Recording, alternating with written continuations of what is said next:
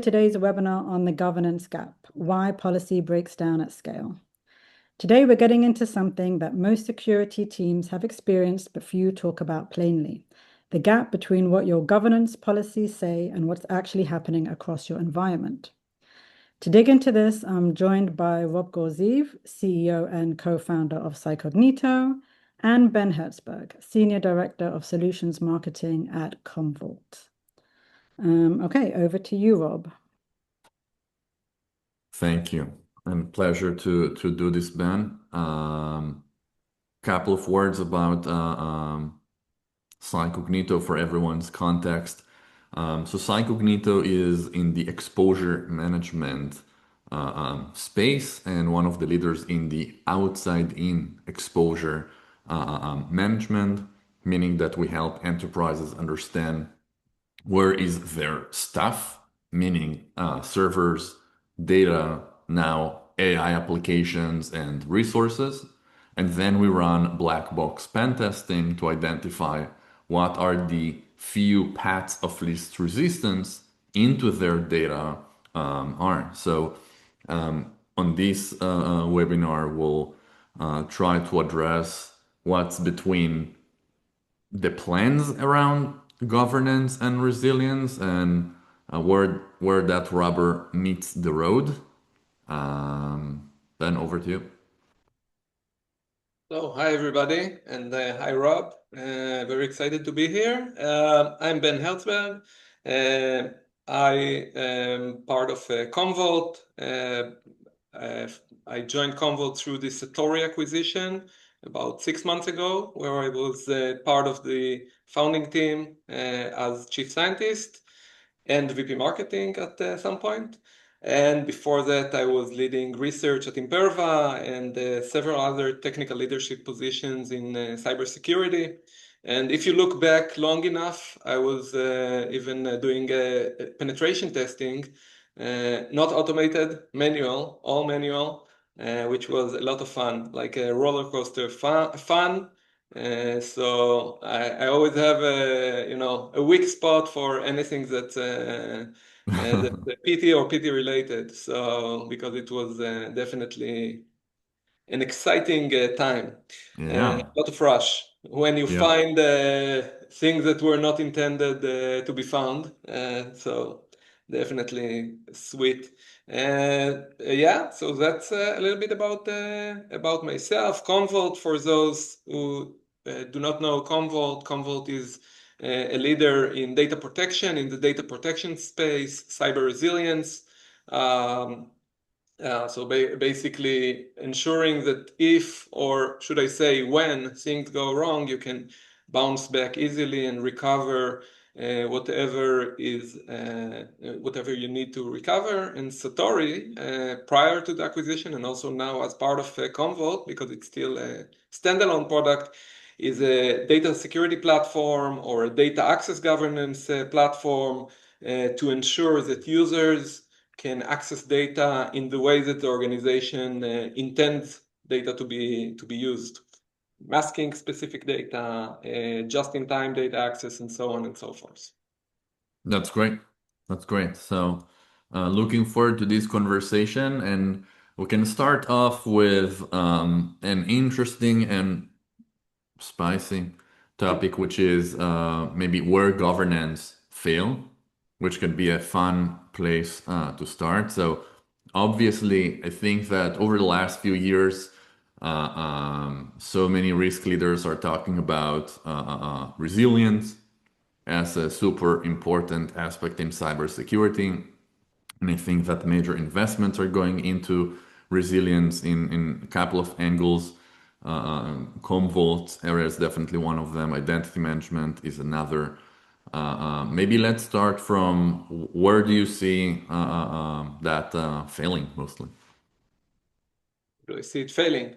So I would say, and I will use a long word, I hope I get it right in the first time. In many cases, it's operationalization. It's ensuring that things are working at scale and as part of ops and not just a one-time, a one-time project, or like when you try to get things right for a specific audit or for a specific project. And I can give a couple of examples. As an example, setting permissions in your databases. That's one thing, but how do you do that across all of your data, which consists of different technologies, different data stores, with different ways of doing things, different technical measures of applying controls. So that is a challenge. How do you correlate the user, which is in many cases, I would say, a non-fun problem that we encounter in several organizations?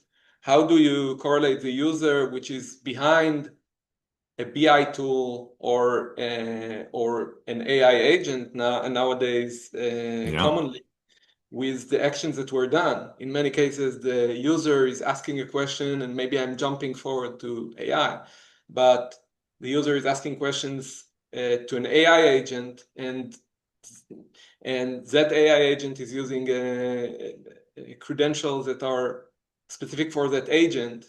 And now it's very hard to know who was that user who was getting all the customer data and so on. So in many cases, it's that problem of operationalization. Sorry for that. Do you see that also in your area of penetration, automated surface posture management? I think that's the definition. Do you see that a lot? Because I can imagine that. It's one thing to test a system and know that it's breakable and give the report and fix everything that needs to be fixed. But now, how do you do that continuously? Do you see that as well? Yeah, it's a huge challenge, and everyone wants to. I think if you're looking at the history of this space or cybersecurity as a whole, I think that the very first penetration tests and then all of these layers of defense were built on assumptions that you know where your assets are and you know how to prioritize efforts, right? So the problem starts when, I like to say that 20 years ago or 25 years ago now, Google had one website and Apple had one website, and maybe that was all that was exposed to the internet. And now you have thousands of networks, tens of thousands of websites of sorts, now with AI too, which is the whole area we should talk about. But now that path of least resistance and your weak spots can be anywhere. So a lot of our emphasis and where we help enterprises is understand what is actually exposed. For example, where you have APIs exposed, where you have AI applications and AI resources exposed. And one of our best practices for customers is go to your ServiceNow and whatever other systems and compare, and you will always find sometimes huge, sometimes medium gaps. And then try to prioritize these programs like resilience programs and identity management and everything else versus what is actually exposed to the internet, and especially what is exposed and seems exploitable. In that regard, Ben, how much do you see that kind of thinking and a process affects your customers, Commvault customers, when they become customers, or where they say, hey, we need more of this, this is great, we need to expand, we want to do more, we want this to improve? How much of this approach is utilized by most of your customers? Yeah, so I think that brings an interesting point, which I've personally seen quite a bit. There's let's put it in segments, and it doesn't matter which area of, like if we're talking about data security or asset security, asset exposure. There's the visibility, there's knowing what's going on, where you have problems, which problems are, let's stop everything and handle right now, and which problems can wait, and so on. So that's one thing, that's visibility. There's the second step, which in many cases organizations are waiting to completely finish with the first step to get there. And maybe exaggerating, but it's control, to make sure that you set the policies or the rules, or depending on what you're trying to do, and place the controls so that you actually actively reduce the risks. And then there's the evidence which we need for compliance and so on. So you need to also know how to prove that that user did that thing, or that this asset is not connected to internal resources, or whatever it is that we're trying to do. I find it extremely important for organizations to have a plan of how they're continuously improving not just the visibility, but also the control. So they're not stuck in an endless loop of, issues keep surfacing up, but you need to also address controls. I think that in many cases, it's allowed operations that are not intended to happen that's a problem. I will say, for example, a user may be able to read from the customer data, but not necessarily want them to read the entire customer base or use it for unintended reasons. So in many cases, that's an issue. And I think that's something, by the way, about governance friction, let's call it, that may be quite similar, is a long tail. So a long tail of exceptions. In many cases, it's okay, so everything with analysts who need access to data, to read data and work with data, okay, we know, we have the policies, we want them to be able to do so after approval from someone and for a certain amount of time, and so on and so forth. But what do we do about the data admins that have control to the data? I think it's in many cases there's also a long tail of exposed assets. Do you think so? For sure. I think that obviously you want to configure correctly everything, but I think that something that everyone knows and believes, but it impacts security programs only slightly today overall for various reasons, is what is exposed to the internet makes a 100 times bigger problem. For example, if you ask 10 CISOs or risk leaders, hey, if you're breached tomorrow, if you were told you were breached tomorrow, would you assume it's probably because of these external undermanaged asset, or because of some internal exploitable thing that one of your employees accidentally did something wrong there? 9 out of 10 would say yes, it's the internet facing undermanaged exploitable thing. But that's not how most security programs work yet. I feel that, by the way, mythos and the whole conversation about attackers using AI for 100 times more effective, faster attacks is making folks much more oriented towards that, which is, I think, great and important for the industry. But I completely agree, and I think the critical aspect there is also, so there is this database, this application is exposed to the internet. Do you have the capability, people, technology, products, whatever, to assess whether that's well configured and working as designed? Because, for example, I can say, oh, I want this shiny, cool AI application that allows my customers to order these products or what have you. I want it to be exposed to the internet, but if I'm exposing my rug or if I'm exposing my prompts or users' prompts, that's not very good. But I have to assess and challenge various resources to actually find those issues, which is a lot of, by the way, what external exposure management is supposed to solve. Some is about open ports, which is not really helpful, but that's what it should be about, and more of it is.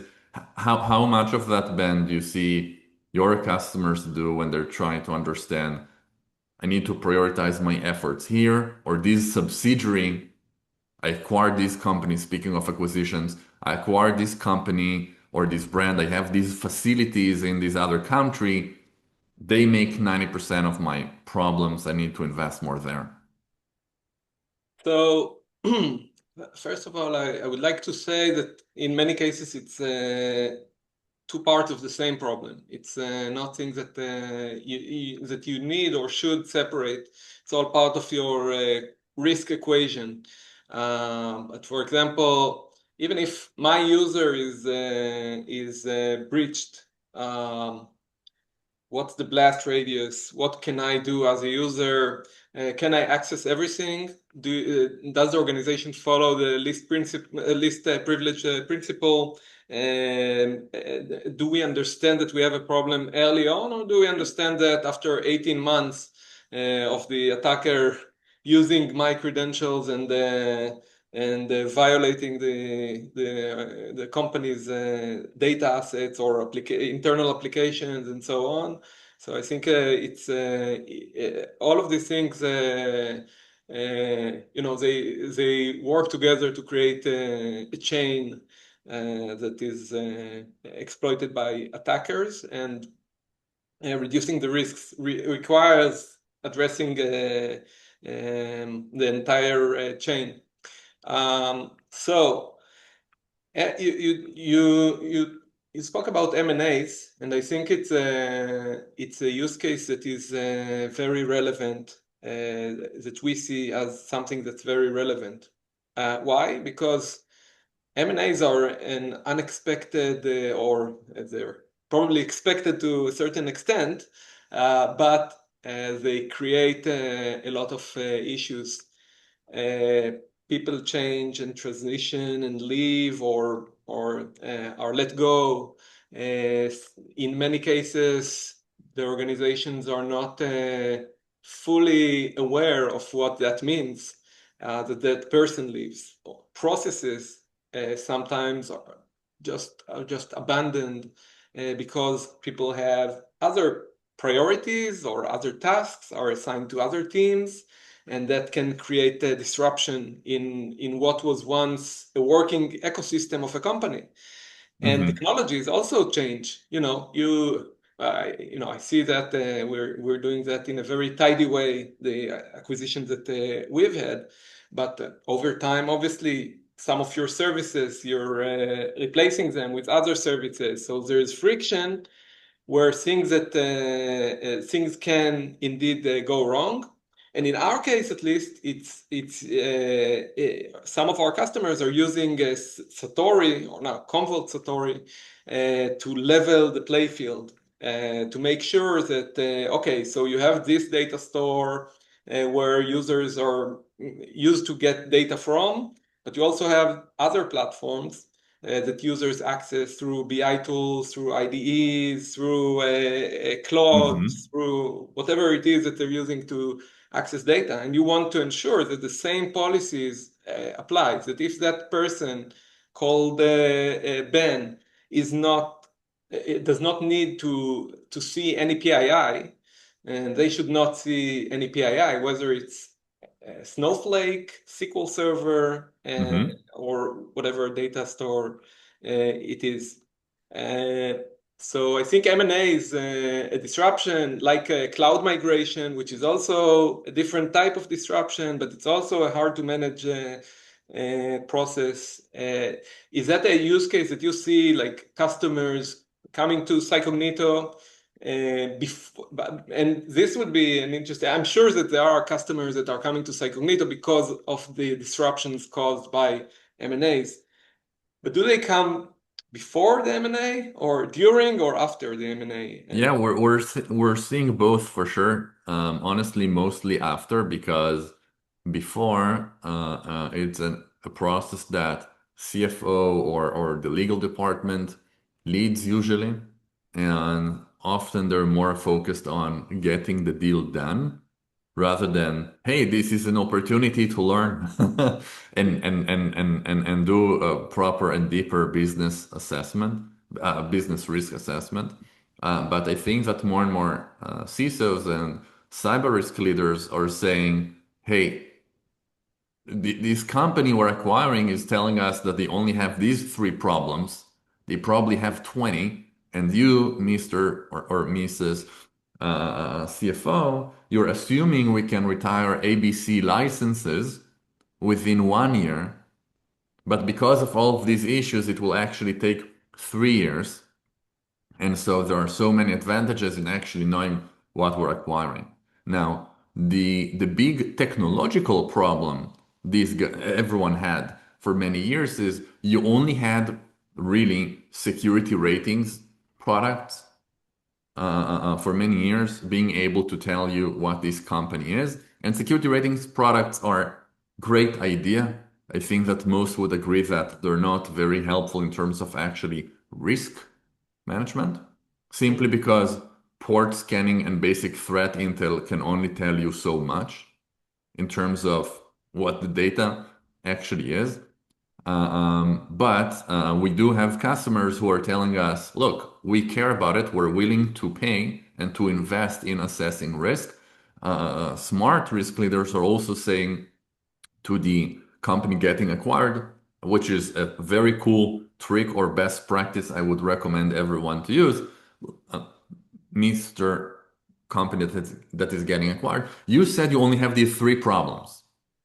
We run this assessment with, in this case, CyCognito. You don't have to do a thing. And if we only find these three problems, great, you don't have to pay for it, and you don't have to do a thing, you don't have to lift a finger at any point. However, if we find critical issues you have not reported on, which is not cool, then you have to bear the cost, which is also not significant. So it's mostly about understanding that this is even a possibility, because until a few years ago, it was impossible. It was either nothing or using security ratings, which is not helpful, mostly noise, or running a pen test, which is very usually partial coverage and doesn't give you exactly what you want and hard to monitor over time, etc., etc. So yes, this is definitely a relatively new use case in the space. Yes, Rob, and I think that you also touched on something that's important when you mentioned the PT, even though I still find it close to my heart, it's something that is ad hoc. It's for a certain point of time, a certain tester, let's say that he's, he's very skilled and he found 90% of your issues. That's your snapshot for that, even 100%. It's a great PT and he found 100% of the cases. Okay, so for that exact time, that's what but businesses need to be continuously ready. So and we've seen it, by the way, in a different area as well. Not it's very similar to M&A, but it's a pre-IPO. So you need to be more diligent when you're doing that, and you want to be continuously ready. And continuously ready means that you want. I met with one of our customers, their CTO. He said, I want every day when I wake up, I want to be ready to meet the auditor. I don't want to prepare for an audit. If the auditor, let's say SOC 2, asks me what controls do I have for accessing production environment, I don't want to work on that every 6 months to have an answer ready. Yeah, okay, this is okay, we have the diagram. I want to know at any given moment that I'm compliant, And same for, who was accessing sensitive data, or in many cases, I'm talking about things from our end because it resonates with the conversations I have with customers, partners, and so on. But I want to know, we are a service provider, and we have the customers that we are dealing with. We want to be able to report which engineers were touching which data and why at any given point. We don't want to do an investigation and bring in a forensic team to understand that. We want to be able to click a button and be able to report on that. And that part is both contractual compliance, but it also, like, you want to be M&A ready, as not as the buyer, as the seller, as the mergee, maybe that's the word, as the company that is merged into the larger company that pays for you. You want to always be ready. So and that gives also a peace of mind. You know that you're buying something that's that's properly handled. So you're saying, okay, here is our assets. Our last test, it was yesterday, and these are the findings, and there's no three critical findings, right? And this is how our engineers are accessing data. This is not like a startup that where everybody can do everything and trample any privacy regulation. No, everything is handled. So I think that is very important nowadays, to be continuously ready for any business adventure. Yeah, I could not agree more. And I think there are two aspects there that you talk about. One is continuous versus point in time, which I think the industry now well understands, and I see in so many categories that being a key requirement or what have you for programs. The other big aspect that I always see as equal, that I think is undervalued in the industry, although again, that's also starting to change, is coverage. Because you can do some things continuously, you can do them super well, but then the question is, in what percentage of your applications and databases and AI resources is this process or program actually working? And when you challenge them with whatever capability, be it pentest is a great example. Pentest, and even by the way, most AI pentests really focus on a few applications or a couple of internal networks. And it's really critical to ask, okay, assuming that's perfect and that some mythical power automatically remediates everything that this capability finds amazing, what about the 95% of my stuff that I'm not covering with this capability? I can't agree anymore with this, especially since one of the reasons we win some of the deals we win is our coverage, because some of our competition, let's not name names in this webinar, but they're covering only a certain fragment of data stores, like only the analytics environment and not the production environment. And if you have, even if your project only covers a specific subset, at a certain point you would want to also roll out to other environments, and you don't want to roll out another tool, which is, it's across industry. You don't want to have yet another tool in addition to the 100 tools that you have.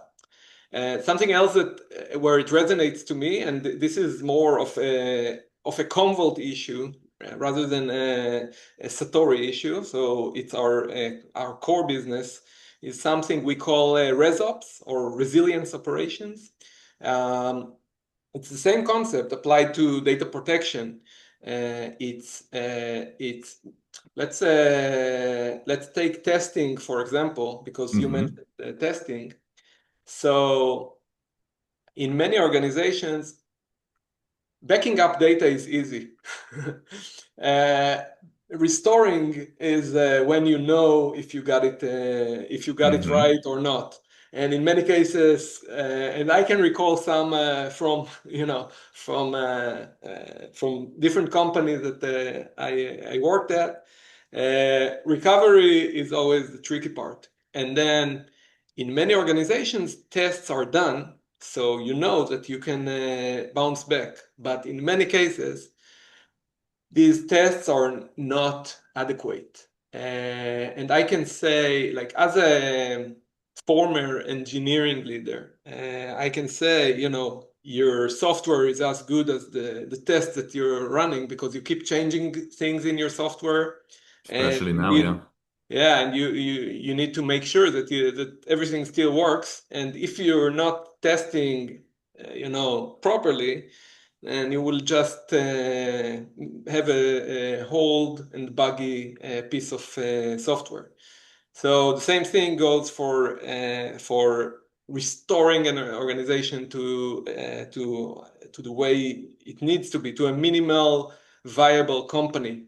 Like you can start making money again, right? Or making value. So you don't want to test, okay, we backed up this 1200 VMs, or it doesn't matter what it is, what kind of assets, if it's VMs, identity, data, whatever it is. Okay, let's try to restore one machine and see how it works. No, the test needs to reflect the end goal of a minimal viable company, and you need to be able to do that in a continuous way, the same way we spoke about attack surface and about data security.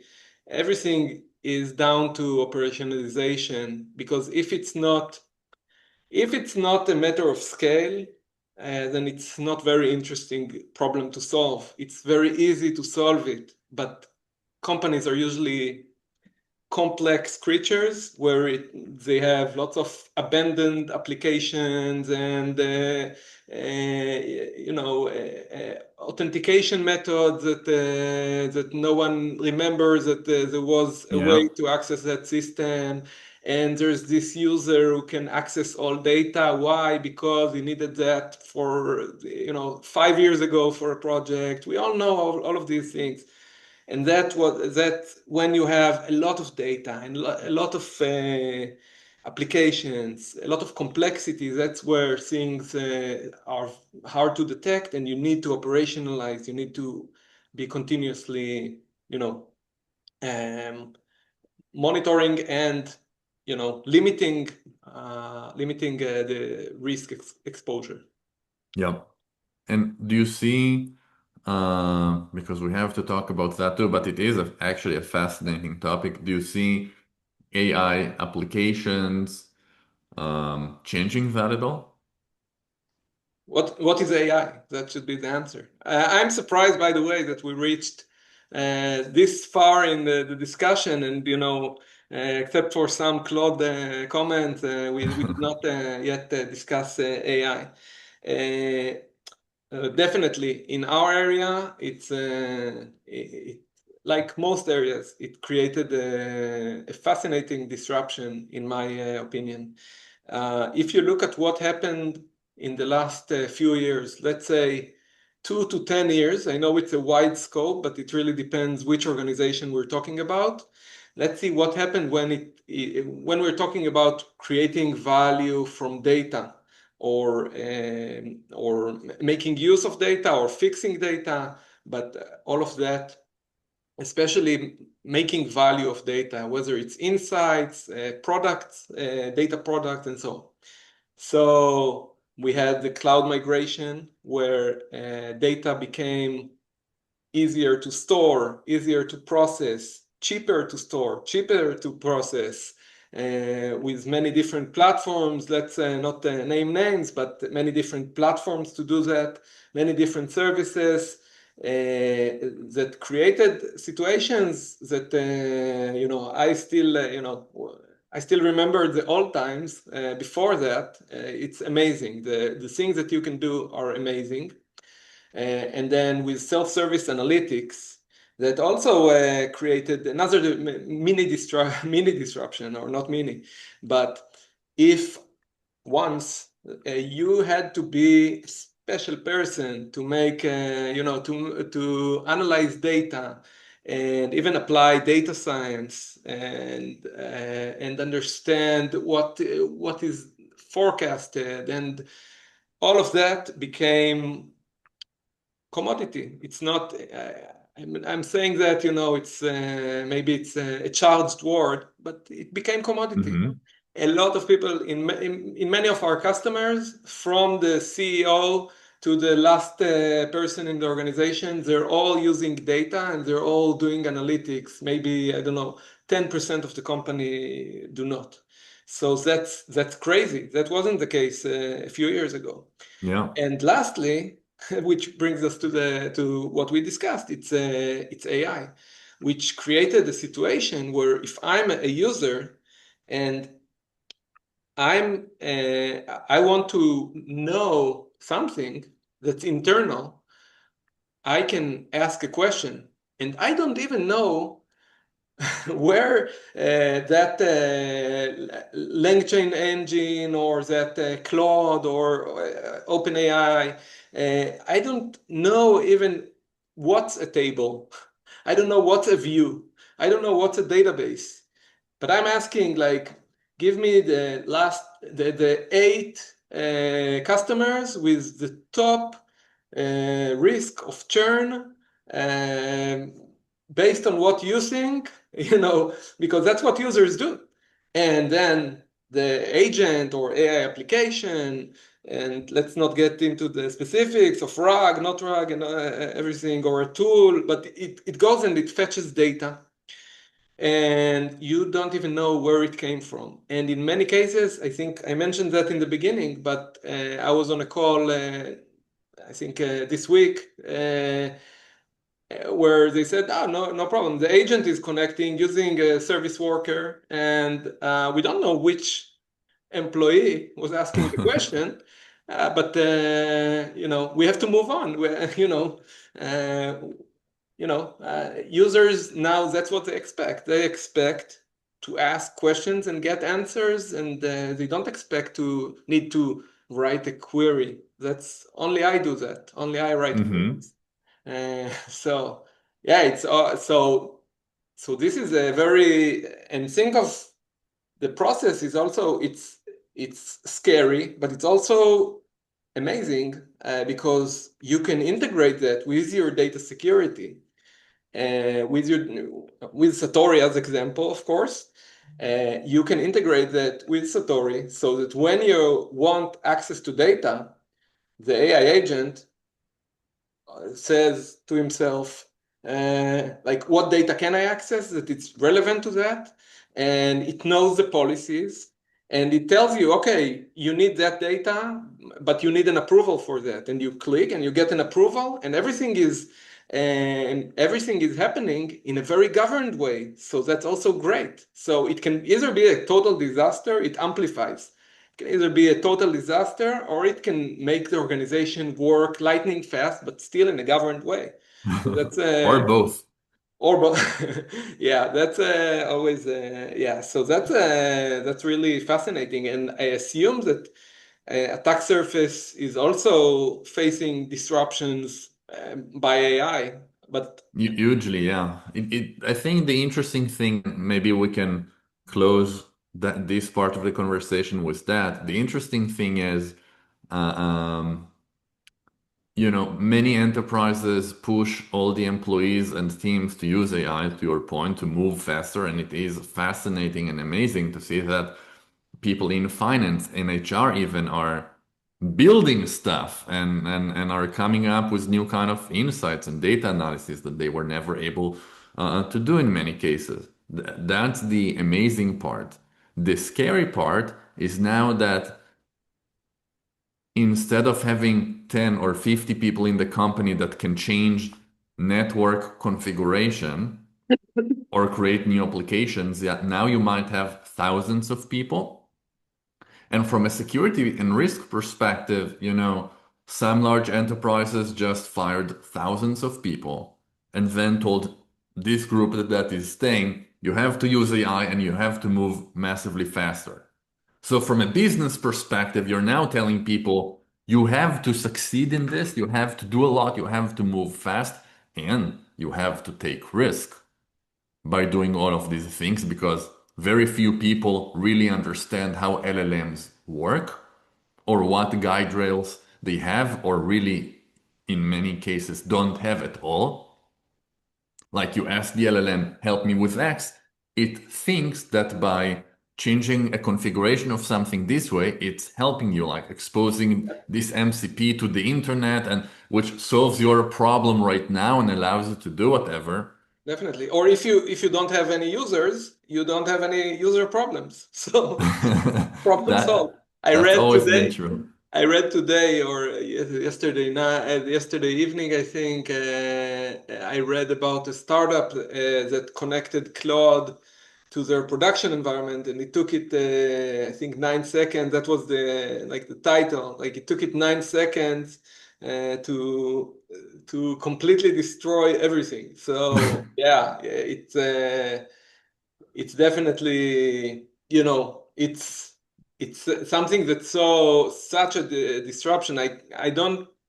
I'm always trying to compare it with other technological revolutions we've had. I think maybe it matches PCs or something like that. It's crazy, but crazy, and it can also be, it's like a nitro boost. It can either send you to the wall, or it can, accelerate everything you do and make you reach amazing goals. Yeah, you have these drinks behind you, and I remember at some company I visited that I didn't work at, they had this sign in their kitchen, micro kitchen, that said, next to the espresso machine, that said, do stupid things faster. So I think that AI is mostly a huge and crazy enabler that can literally help you move 10 times faster and do beautiful things super fast. But yes, exposing various applications, RAGs, MCPs.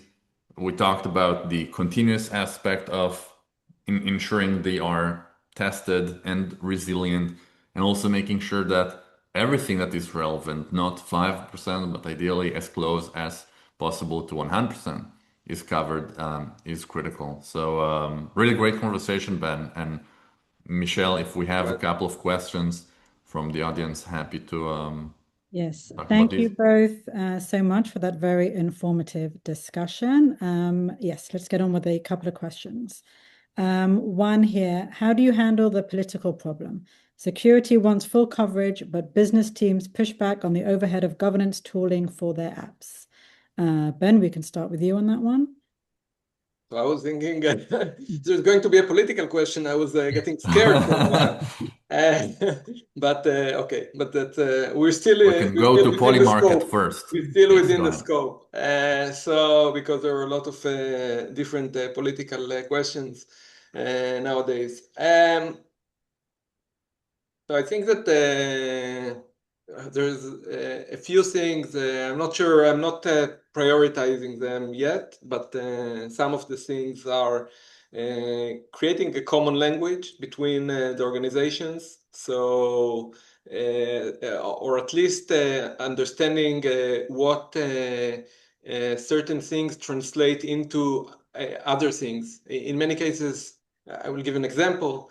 There are data teams and there are security teams, and they all want the same thing. No one wants. It's not like security are the bad cops and they don't want users to do anything, and data teams want everybody to have access to everything. Everybody wants data to be secure and private, and everybody cares about that. But sometimes things get lost in the translation. So it's very important to interact from the beginning of the project and in a continuous way, once again, continuous, and ensure that both sides and other sides of the organization, like if it has governance teams, obviously, IT teams, it all depends on the project, but it's important to communicate and have those translations.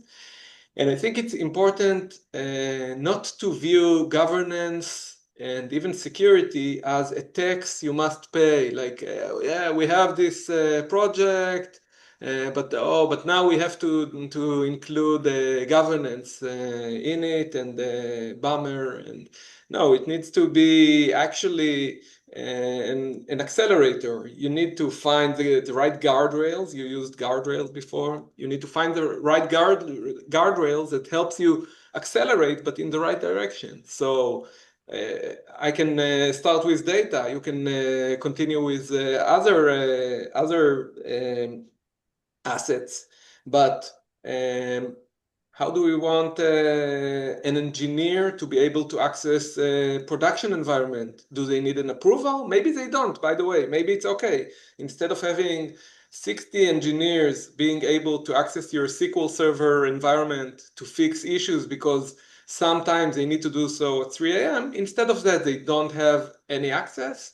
And when they encounter that at 3 a.m., they need to put in a business justification reason. Everything is audited and they can access data without any approval, because otherwise it means that fixing problems will be delayed. But now you don't have 60 people accessing it. And if an analyst needs access to certain data, they can access it, no questions asked, without any PII. And if they want PII, they want it masked, and so on. So you set the guardrails, you set how you want the organization to work in a good, productive, yet safe way, and then you let governance accelerate. Now you know where the data is. Now you know where, as a data consumer, you know where the data is. You know what's required for Ben to be able to access a certain data set. Now you know, so you can act accordingly. It accelerates. It is not a tax to pay.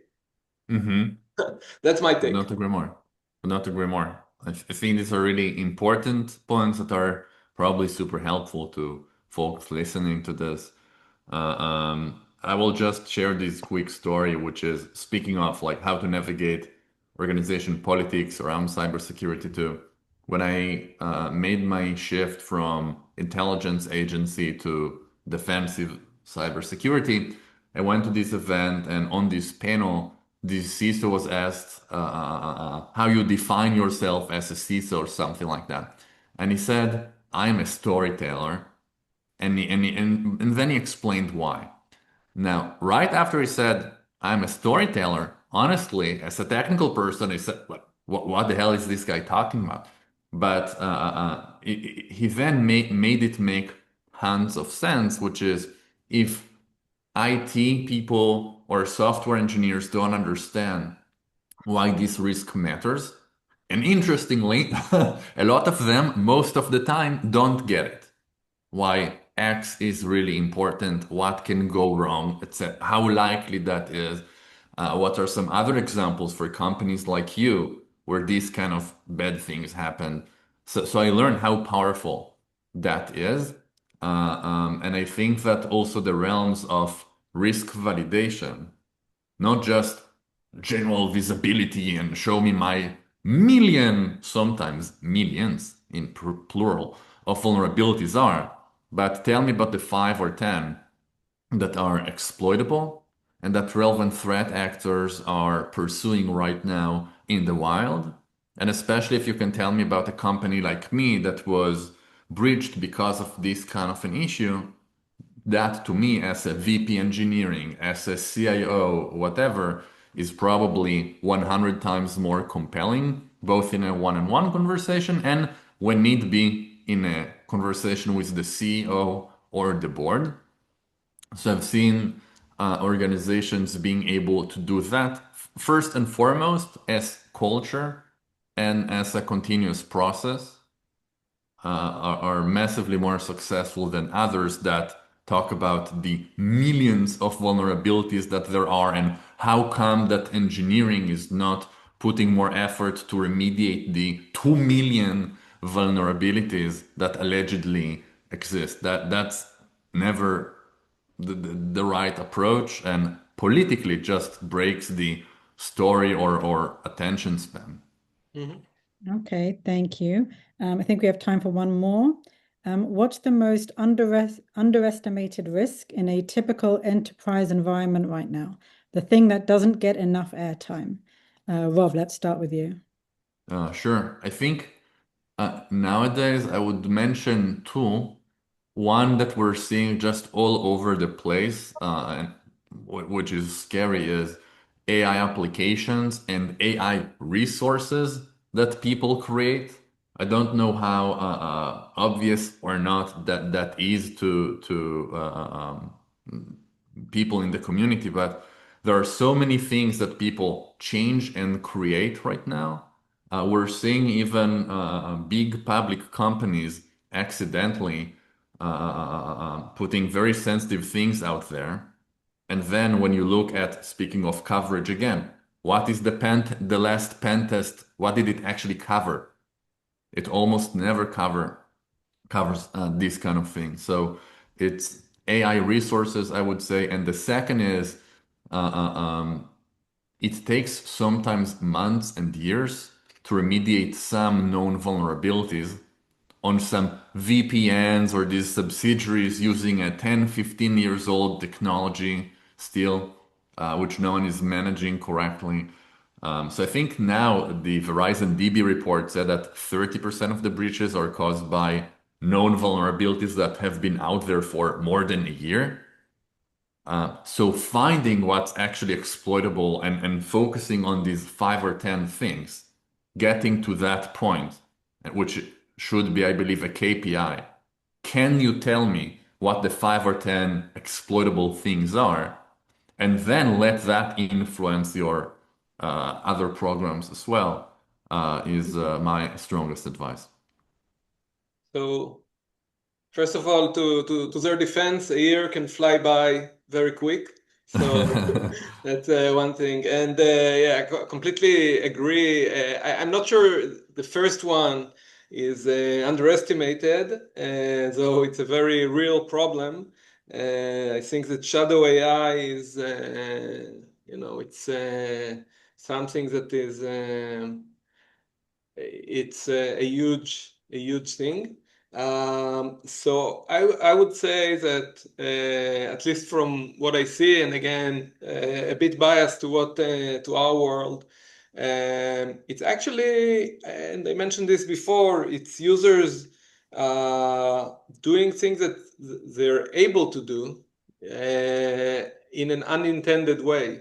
You want an engineer to be able to fix a problem, but you don't want them to, roam around your production environment and run selects on your AWS Redshift or SQL Server or Postgres servers. So you want users to be able to do things, but as intended. Or you want them to be able to access data, but only through BI tools. You don't want them to start running, maybe certain users running Python scripts and starting to download all of your data. You want them just to have a subset, a report in a controlled environment, and so on. So I think it's